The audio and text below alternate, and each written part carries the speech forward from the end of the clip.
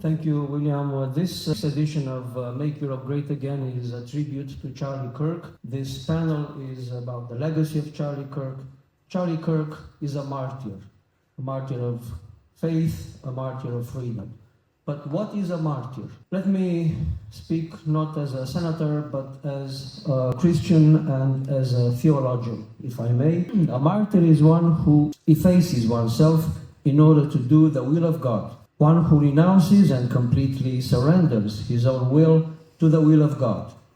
One that makes the supreme choice the act of foregoing his own choice. Here is a quote from T.S. Eliot's play, Murder in the Cathedral. A martyr, says T.S. Eliot, a saint, is always made by the design of God, for his love of man, to warn them and lead them, to bring them back to his ways. A martyrdom is never the design of man, for the true martyr is he who has become the instrument of God, who has lost his will in the will of God. Not lost it, but found it, for he has found freedom in submission to God. The martyr no longer desires anything for himself, not even the glory of martyrdom. In heaven, the saints are most high, having made themselves most low, seeing themselves not as we see them, but in the light of the Godhead from which they draw their being." Unquote. So a martyr is one who lets himself be plucked out by the Lord, as Saint Augustine also prayed. One who gives even at the price of surrendering one's own life. And that's exactly what Charlie Kirk did. He vowed to do God's bidding to the end, and so he did. Christianity spread by the sacrifice of thousands of martyrs, especially in the first Christian centuries. The first churches, as you know, were built on the graves of martyrs.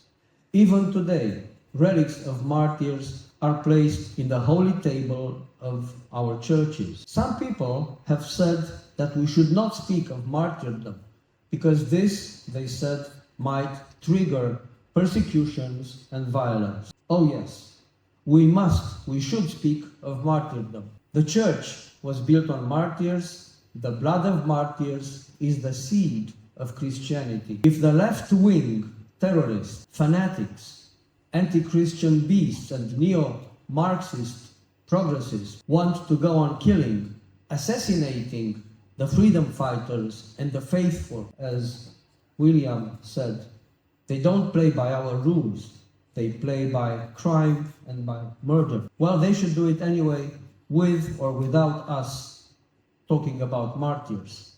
But we must not fear, because fear is the enemy of faith. So have courage, share the gospel, share the truth, as Charlie did. Because the truth is from God, and the truth is God. They are not going to silence us, no matter what.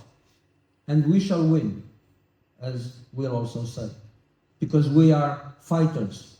Fighters for God, fighters for the truth, fighters for liberty, for the family, for the values that we cherish, fighters for our nations that we all love so dearly. As you know, Saint Stephen, the first martyr, because Charlie was compared to Saint Stephen, he was killed with stones and his face was shining like the face of an angel, the gospel tells us.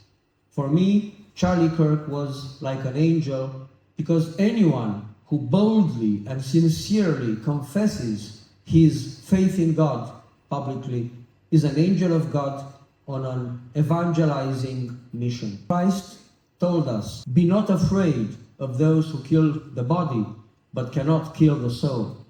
So let us give witness without any compromise. Our witness shall echo Charlie Kirk's message. Jesus died on the cross with his arms wide open, embracing the world. He died, but he rose from the dead, and his resurrection is our hope. Before Charlie Kirk, we used to be in a cultural war, just a cultural war. But now we are fighting a new kind of warfare. The cultural war has morphed into a political, religious, and sometimes even violent war. The traditional Christian ethos is today furiously attacked by woke ideology.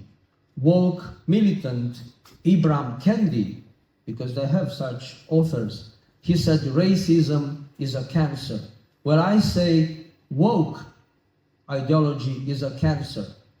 Woke is a deadly social pathology that has metastasized into the tissue of Western society.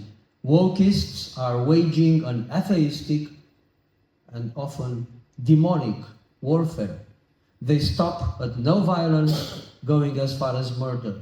Woke neo-Marxism is a demented utopia after the communist utopia we had in the 20th century. We Romanians, we lived in totalitarian communist utopia, and we recognize the signs of dictatorship when we see such signs.